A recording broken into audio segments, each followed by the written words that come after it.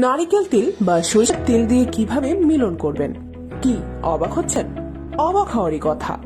আজকে আপনাদের এমন কিছু কথা বলবো যা শুনলে আপনি আকাশ থেকে পড়বেন, তবে আপনার কোটি টাকার উপকার হবে।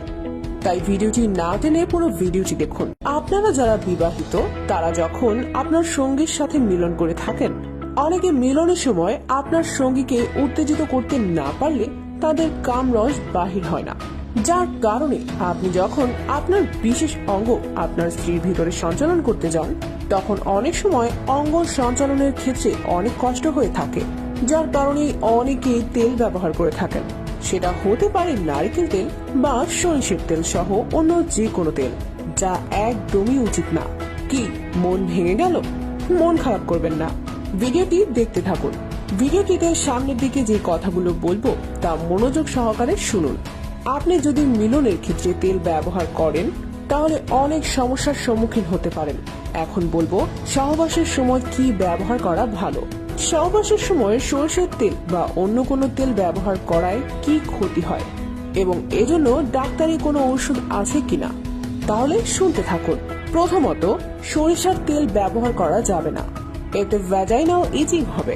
নারকেল তেলেও কেউ কেউ এই সমস্যা পেয়েছেন।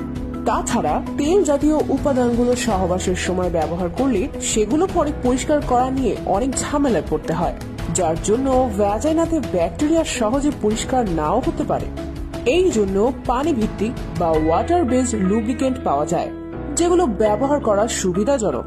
বিকল্প হিসেবে বেবি অয়েল ব্যবহার করা যেতে পারে, যেগুলোতে কোনো ঘ্রাণ নেই ও ওয়াটার বেসড বেবি অয়েল ত্বকে লেপটে থাকে না সাধারণ তেলের মতো।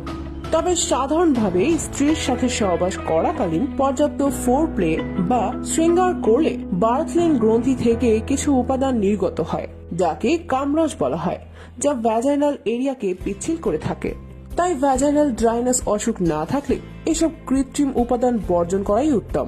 চটকদার বিজ্ঞাপন দেখে বিভ্রান্ত হওয়া ক্ষতিকর।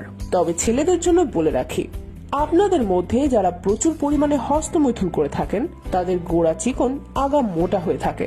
এই সমস্যাটা বিশেষ করে হস্ত মিলনের ফলেই হয়ে থাকে। তবে যারা সপ্তাহে 1 বা 2 বার হস্তমৈথুন করেন তাদের এমন সমস্যা হওয়ার কথা না। তবে হস্তমৈথুন করা যেহেতু হারাম, তাই এটা থেকে নিজেকে বিরত রাখুন। বিয়ের বয়স হয়ে গেলে বিয়ে করে ফেলুন।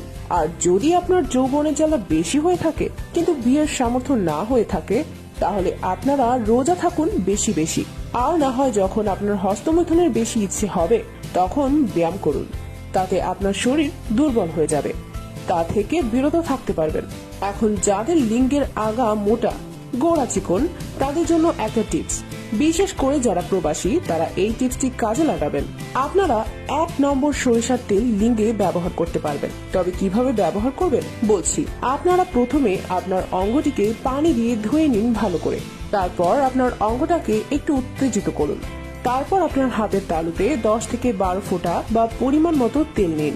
তারপর তা আপনার লিঙ্গে মালিশ করতে থাকুন। বিশেষ করে যে জায়গার রগগুলো নিস্তেজ বা চিকন হয়ে গেছে সেই জায়গাতে মালিশ করুন। আপনার যদি ইরেকশন হয় তখন একটু সময় নিন আপনার অঙ্গকে শিথিল হওয়ার জন্য। এভাবে 10 মিনিট ধরে মালিশ করুন। তবে হস্তমৈথুন করা যাবে না। যদি হস্তমৈথুন করে থাকেন তাহলে এই টিপস আপনার উপকারে আসবে না।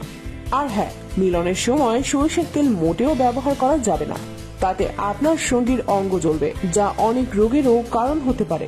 আপনার যদি আমাদের এই ভিডিওটি দেখে বিন্দুমাত্র উপকার হয়ে থাকে তাহলে কমেন্টে জানাবেন আর একটি লাইক দিয়ে দিবেন। আর আপনাদের যে কোনো শারীরিক সমস্যার সমাধান পেতে ভিডিওটির নিচে কমেন্ট করুন। আমরা এই বিষয়ে আমাদের চ্যানেলে ভিডিও দিব, তাই চ্যানেলটি সাবস্ক্রাইব করে বেল আইকনটি বাজিয়ে রাখুন। ধন্যবাদ পুরো ভিডিওটি দেখার জন্য। আজকের মতো বাই।